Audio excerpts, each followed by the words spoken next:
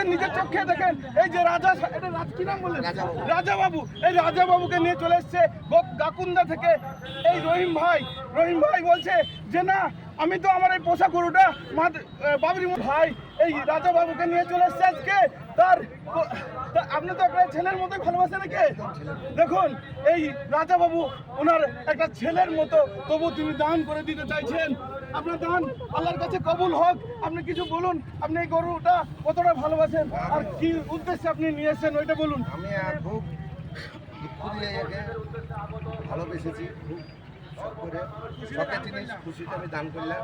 করতে পারবেন অন্য কিছু করতে গেলে আমার মামার প্রিয় এই ভাই গাকুন্ডা থেকে একটা পুরো গরু নিয়ে চলে এসছে। এই গরুটার নাম ভাই দিয়েছে, কি নাম ভাই? রাজা বাবু।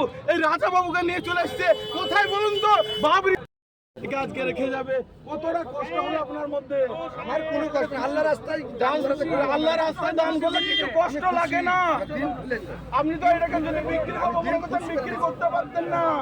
এটাকে আপনার ছেলের আমার মামা দিচ্ছে, আপনার মামা আল্লাহ রাস্তায় দান করে দিচ্ছে। আপনাদের দান আমার একটা বন্ধু, এটা হিন্দু।